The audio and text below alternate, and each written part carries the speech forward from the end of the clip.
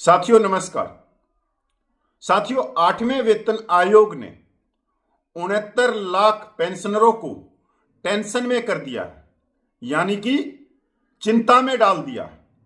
8वें वेतन आयोग की तलवार 69 लाख पेंशनरों पर लटक रही है। कहीं 8वें वेतन आयोग से वो भार ना हो जाए। साथियों, अब जो खबर आ रही है वो भी बड़ी दुखद आ रही है, और मैं इसको खुशखबरी भी कह सकता हूं। दुखद भी है तो खुशखबरी भी है कि जो चिंता की लकीरें 69 लाख पेंशनरों के माथे पे साफ साफ दिखाई दे रही है, अब उसके ऊपर 1 दिसंबर को वित्त मंत्री जवाब देंगे। अब वित्त मंत्री क्यों जवाब देंगे, और ये 8वें वेतन आयोग की तलवार 69 लाख पूर्व कर्मचारियों पे क्यों लटक रही है। तो साथियों, आप लोगों ने 8वें वेतन आयोग का जो नोटिफिकेशन देखा है, उसके अंदर देखने पे आपको साफ साफ तस्वीर दिख जाएगी कि ना तो उसके अंदर कहीं भी 1 जनवरी 2026 का उल्लेख नहीं है कि 8वां वेतन आयोग कब से लागू होगा। इसकी रिपोर्ट तो 2028 में आएगी, पर क्या 1 जनवरी 2026 से लेके और 2028 के बीच का एरियर मिलेगा या नहीं मिलेगा। इसके बाद में आप देख रहे होंगे जो केंद्रीय कर्मचारियों के बड़े बड़े जो संगठन हैं, वो लगातार राष्ट्रपति, प्रधानमंत्री, वित्त मंत्री को चिट्ठी लिख रहे हैं कि जो नोटिफिकेशन है उसके अनुसार संशोधन किया जाए, और उसमें क्रियान्वयन की जो तारीख है वो 1 जनवरी 2026 डाली जाए, और साथ ही साथ उसमें 69 लाख जो पेंशनर हैं, फैमिली पेंशनर हैं, उनका भी उल्लेख किया जाए।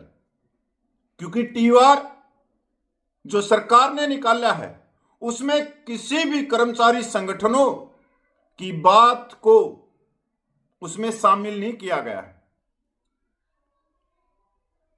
3 नवंबर 2025 को नोटिफिकेशन आप लोगों के पास में पूछा होगा।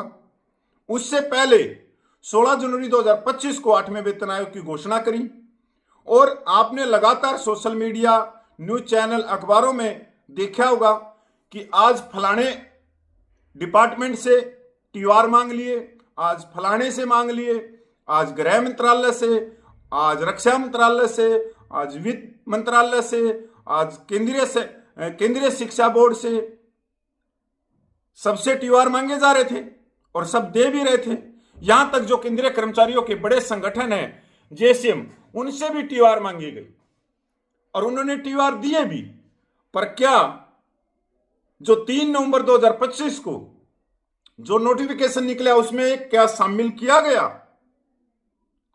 साथियों, मैं पूरी खबर के ऊपर आपको लेके चलता हूं कि 1 दिसंबर की जो खबर है, जो जिसके ऊपर वित्त मंत्री अपना जवाब देंगी। एक तो यह है कि 1 जनवरी 2026 की तारीख का उल्लेख क्यों नहीं किया गया। दूसरा, जो पेंशनर है, फैमिली पेंशनर है, उनका उल्लेख क्यों नहीं किया गया। और इसके अलावा जो महंगाई भत्ता है उसको मर्ज किया जाए बेसिक वेतन में, पेंशन में, और जब तक 8वां वेतन आयोग लागू ना हो तो कर्मचारी और पेंशनरों को अंतरिम राहत दी जाए 20%।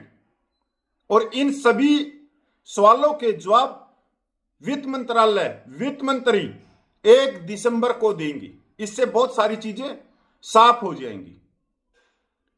साथियों, आज इस समय आप देख रहे होंगे कि जो केंद्रीय कर्मचारियों के बड़े बड़े संगठन हैं, उनकी मीटिंगों पे मीटिंग चल रही है और वो लेटर लिख रहे हैं भारत सरकार को। उसके साथ ही आप देखोगे जंतर मंतर पे भी हलचल बढ़ चुकी है। परसों की बात है जब ओल्ड पेंशनर के लाखों कर्मचारी जंतर मंतर पे जुटे हैं। उसके साथ ही अब दूसरी एसोसिएशनों ने भी धरना प्रदर्शन करने की तैयारी कर दी है, और साफ साफ जो केंद्रीय कर्मचारियों के बड़े संगठन हैं वो उनको भी टारगेट कर रहे हैं कि हम अकेले कुछ नहीं कर सकते जब तक सभी संगठन एक मंच पे नहीं आएंगे, क्योंकि बहुत सारे संगठन के ऊपर अभी फिलहाल आरोप लग रहा है कि वो सरकार की गोद में बैठे, वो कर्मचारियों के जो जायज हक हैं वो सरकार की गोद में बैठ के उनका गला घोटने का काम करेंगे। साथियों, 69 लाख पेंशनरों में से 32 लाख पूर्व सैनिक भी हैं। अब ये 32 लाख पूर्व सैनिक कहां हैं? क्योंकि आधे के करीब करीब तो पूर्व सैनिक भी हैं जो सेनाओं के हैं। अब वो कहां हैं, ये सवाल भी आपके दिमाग में आना चाहिए। तो 32 लाख पूर्व सैनिक हैं दरी कुर्सी बिछाने में माहिर या बिछा रहे हैं। महीने के पहले रविवार को या लास्ट रविवार को वो मीटिंगें करते हैं, कहीं पार्क में, कहीं धर्मशाला में, कहीं मंदिर के आंगन में, और चाय पकौड़ा खा के और ऐसे पिछवाड़े के हाथ मार के निकल लेते हैं। फिर वो आते हैं व्हाट्सएप के ऊपर, और व्हाट्सएप पे जो अच्छे काम कर रहे हैं पूर्व सैनिकों के लिए, जो धरना प्रदर्शन करने की तैयारी कर रहे हैं, उनकी वो लाते खींचते हैं। तो क्या खींचते हैं वे लाते? क्योंकि पूर्व सैनिकों में भी साइकिल चलाने वाले ज्यादा तादाद में, उनको अपने हकों के बारे में कोई लेना देना नहीं। वो तो ये कहते हैं कि जितनी पेंशन मिल रही है चाहे इसमें से भी कम कर दो या हमारी बिल्कुल बंद कर दो। ऐसे ऐसे हैं, क्योंकि उनको किसी चीज का भी ज्ञान नहीं। आप चाहे उनको तोते की तरह समझा लो, वो समझने के ऊपर कभी आएंगे नहीं। तो साथियों, मैं अपनी खबर पे चलता हूं वापिस। 1 दिसंबर को वित्त मंत्रालय क्या जवाब देगा? 8वां वेतन आयोग अंतरिम राहत के तौर पर महंगाई भत्ते को मूल वेतन में मिलाएगी सरकार। क्वेश्चन, संसद उठाए गए मुद्दों पर स्पष्टीकरण मांगेगी। विभिन्न कर्मचारी संघ सरकार से 8वें वेतन आयोग की संदर्भ शर्तों में कुछ बड़े संशोधनों की मांग कर रहे हैं। कई कर्मचारी प्रतिनिधि निकायों और ट्रेड यूनियनों ने आरोप लगाया कि सरकार ने लगभग 69 लाख पेंशन भोगियों को नए वेतन आयोग के दायरे से बाहर रखा। तो साथियों, अगर आप गोदी मीडिया के वीडियो देख के या गोदी अखबारों की न्यूज देख के आप गर्व महसूस कर रहे हैं, अंदर ही अंदर खुश हो रहे हो कि आपका वेतन और पेंशन लाखों में बढ़ जाएगा और अलग अलग फिटमेंट फैक्टर दिखाए जा रहे हैं, तो आप खुद सोच लीजिए कि आपको क्या खबरें दिखाई जा रही हैं, कि आपको कहां पे उलझा के रखा गया है। जबकि आप तो अपने फिटमेंट फैक्टर, वेतन और पेंशन बढ़ने की उम्मीद लगा के उन वीडियो को बड़े चस्के से देख रहे हो, बड़े मजे लेके देख रहे हो। पर यहां उससे भी बड़ी चिंता है कि 8वें वेतन आयोग की तलवार 69 लाख पूर्व कर्मचारियों पर लटक रही है। जब आपको मिलेगा ही नहीं तो क्या करोगे TOR का, क्या करोगे फिटमेंट फैक्टर का? जब आपका कुछ बढ़ना ही नहीं है तो फिर उन वीडियो को देख क्यों रहे हो? इतने बड़े संगठन लगातार मीटिंग कर रहे हैं, तब भी आपके दिमाग में थोड़ी बहुत भी बत्ती नहीं जल रही। बत्ती जलनी चाहिए, बल्ब जलना चाहिए आपके दिमाग में। सरकार ने लगभग 69 लाख पेंशन भोगियों को नए वेतन आयोग के दायरे से बाहर रखा और TOR में सिफारिशों के क्रियान्वयन की तारीख का उल्लेख नहीं किया। कुछ यूनियनों ने इस महीने की शुरुआत में नियुक्ति नए वेतन आयोग का खाका एक तरफा तय करने के सरकार के कदम के खिलाफ विरोध प्रदर्शन का आह्वान किया है विरोध प्रदर्शन का। सरकार ने यूनियनों की कार्य अवधि नियमावली में संशोधन और उनके सुझाव जोड़ने की मांग पूरी तरह से चुप्पी साध रखी है। यूनियनें और जो संगठन है उन्होंने क्या कहा है कि 1 जनवरी 2026 को जोड़ा जाए TOR में और 69 लाख पेंशनरों को जोड़ा जाए, पर सरकार ने चुप्पी साध ली है। अब भी आपका बल्ब नहीं जल रहा दिमाग में, तो जलना चाहिए। अब सबकी निगाहें 1 दिसंबर से शुरू हो रही संसद के शीतकालीन सत्र पर टिकी है। उम्मीद है कि वित्त मंत्री निर्मला सीतारमण इन यूनियनों और कर्मचारी प्रतिनिधि निकाय द्वारा उठाई गई कुछ चिंताओं का समाधान करेंगी। पिछले संसद सत्रों की तरह इस बार भी 8वें वेतन आयोग को लेकर कई सवाल उठेंगे और इस बार भी सदस्यों द्वारा यूनियनों द्वारा उठाई गई संदर्भ शर्तों की विसंगतियों पर सवाल उठाए जाने की उम्मीद है। टीआर के अलावा पेंशन, डीए और अन्य सेवानिवृत्ति लाभों से संबंधित केंद्र सरकार के कर्मचारियों की कई पुरानी मांगे हैं। ये मुद्दे 1 दिसंबर 2025 को संसद में मुख्य मुद्दा बनने वाले हैं। उदाहरण के लिए सांसद आनंद भदौरिया द्वारा पूछे गए एक लिखित प्रश्न में 2 प्रमुख मुद्दों पर स्पष्ट उत्तर मांगे गए हैं। 8वें केंद्रीय वेतन आयोग का गठन और तत्काल राहत उपाय के रूप में मूल वेतन में महंगाई भत्ते का विलय। सरकार ने पहले ही लोकसभा और राज्यसभा के पोर्टल पर सदस्यों के सैकड़ों प्रश्न अपलोड कर दिए हैं। 7वें केंद्रीय वेतन आयोग 1 जनवरी 2016 से लागू पर आधारित वर्तमान वेतन संरचना अपने सामान्य 10 वर्षीय चक्र के करीब पहुंच रही है। ऐतिहासिक रूप से हर दशक में एक बार एक नया वेतन आयोग गठित किया जाता है, जिससे 2026 में नई समीक्षा के लिए स्वाभाविक वर्ष बन जाता है।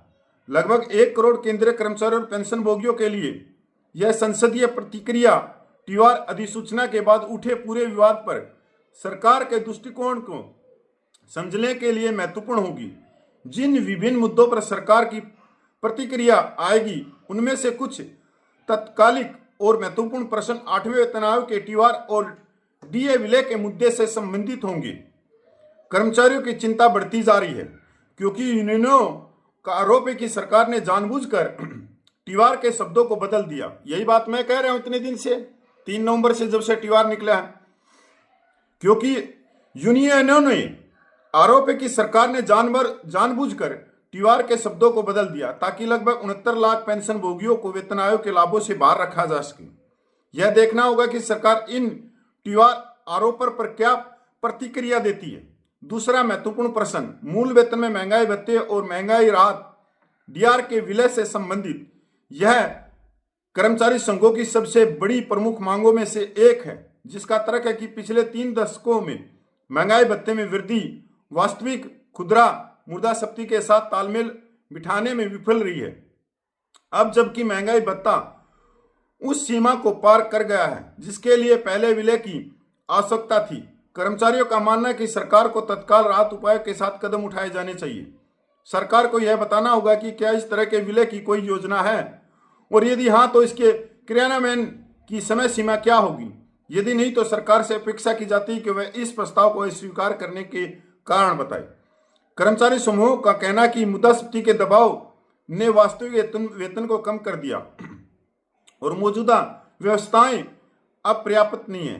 पिछला डीए विलय 6ठे वेतन आयोग से पहले 2004 में हुआ था और इससे वेतन में प्रत्यक्ष वृद्धि हुई और सेवानिवृत्ति लाभों में सुधार हुआ, क्योंकि अधिकांश भत्ते और पेंशन घटकों की गणना मूल वेतन के आधार पर की जाती है। महंगाई भत्ते के महत्वपूर्ण स्तर को पार करने के साथ, जिसके बारे में यूनियनों का कहना कि इसे स्वतः ही विलय हो जाना चाहिए, मांग तेज हो गई है। यूनियनों का तर्क है कि महंगाई भत्ते के विलय के बिना कर्मचारी प्रभावी रूप से हर साल अपनी क्रय शक्ति को खोते जा रहे हैं। यूनियनें धमकी दे रही हैं और टीआर में संशोधन की मांग कर रही हैं। हाल के हफ्तों में केंद्र सरकार के कर्मचारी संघों ने केंद्र पर दबाव बढ़ा दिया है और चेतावनी दी है कि अगर सरकार सकारात्मक प्रतिक्रिया नहीं देती है तो वह समन्वित विरोध प्रदर्शन करेंगे। कई कर्मचारी संघों ने मांग की है कि विसंगतियों को दूर करने के लिए 8वें वेतन आयोग के लिए संदर्भ शर्तों में बदलाव किया जाना चाहिए। कुछ मांगे इस प्रकार है: एनपीएस यूपीएस को समाप्त करें तथा सभी के लिए ओपीएस बहाल करें। सभी वेतन सूत्रों पर अनुपातिक वृद्धि सुनिश्चित करने के लिए फिटमेंट फैक्टर में सुधार करना। महंगाई भत्ते का मूल वेतन में तत्काल विलय किया जाए, क्योंकि महंगाई भत्ता 50% से अधिक हो गया है, जिससे पूर्व की प्रथा बहाल हो जाएगी। कई विभागों में ठहराव धीमी कैरियर प्रगति को दूर करने के लिए वेतन मैट्रिक्स संरचना को संशोधित करें। पेंशन भोगियों के बीच भेदभाव पैदा करना बंद करें। महामारी अवधि में लंबित 18 महीने का डीए-डीआर जारी करें। अनुकंपा नियुक्ति पर 5% की सीमा हटाई जाए। रिक्तियों को भरें। आउटसोर्सिंग और निगमीकरण बंद करें। यूनियनों की मान्यता बहाल की जाए और यूनियन पदाधिकारियों को उत्पीड़न बंद किया जाए। ये बहुत बड़ी बात है कि सरकार घेरा डाल देती है, जो बड़े संगठन के अध्यक्ष हैं या तो अपनी गोद में बैठा लेती है, धमकियां देती हैं, और इन्होंने भी बिल्कुल साफ बात कही है। लंबे समय से लंबित मध्यस्थता निर्णयों को लागू करना, संविदा व आकस्मिक श्रमिकों को नियमित किया जाए। कर्मचारी संगठनों का कहना कि ये सुधार लंबे समय से लंबित हैं और उन्हें डर है कि कार्य दिवसों में बदलाव के बिना आगामी आयोग पिछली विसंगतियों को दोहरा सकता है। कई महासंघों ने चेतावनी दी है कि अगर सरकार चुप रही तो वे देशव्यापी मार्च और सेवा व्यापी आंदोलन सहित बड़े पैमाने पर प्रदर्शन करेंगे। कर्मचारी और सरकार के लिए एक महत्वपूर्ण क्षण, 7वां वेतन आयोग 31 दिसंबर 2025 को अपना कार्यकाल पूरा करने वाला है। आदर्श रूप से 8वां वेतन आयोग 1 जनवरी 2026 से शुरू होना चाहिए, लेकिन देरी को देखते हुए पहले पैनल की घोषणा में और अब टीवार और सदस्यों की नियुक्ति को अंतिम रूप देने में, पूरी प्रक्रिया में सिफारिशों को अंतिम रूप लागू होने में कम से कम 2.5 साल से ज्यादा वक्त लग जाएगा।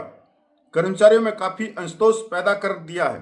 हालांकि सरकार की प्रतिक्रिया से इस पूरे मुद्दे पर अब तक का सबसे स्पष्ट संकेत मिलने की उम्मीद है। फिलहाल सभी निगाहें 1 दिसंबर पर टिकी हैं, जब कर्मचारी पेंशनभोगी यूनियनें और नीति प्रवेशक सरकार से जवाब का इंतजार करेंगे, जो अगले दशक के लिए 1 करोड़ से अधिक कर्मचारियों और सेवानिवृत्त लोगों को वेतन ढांचे, भत्ते और सेवानिवृत्ति लाभों के आकार दिया जा सकता है। साथियों, पूरी खबर आप लोगों को सुना दी है। इसके साथ में ही मैं आप लोगों से एक निवेदन करता हूं, एक रिक्वेस्ट करता हूं कि जो गोदी मीडिया चैनल है, जो अखबार है और कोट टाई वाले यूट्यूबर है, इनको कुछ समय के लिए देखना बंद कर दें। अगर आप इनको देखते रहोगे तो ये आपका वेतन और पेंशन बढ़ाते रहेंगे, फिटमैन फैक्टर को ऊपर करते रहेंगे और बस आपका ध्यान हटा और सरकार ने आपकी जेब काटी। सरकार इसी लिए बैठी हुई है और सरकार एक तरह से अंबुश लगा के बैठी हुई है, कैंची लेके, कि कर्मचारियों का ध्यान, पेंशनरों का ध्यान गोदी मीडिया अपनी तरफ खींचे और हम इनकी जेब को काट दें, और वो जेब काटने के लिए बैठी है। साथियों नमस्कार, मैं पूर्व सैनिक कपिल फौजी।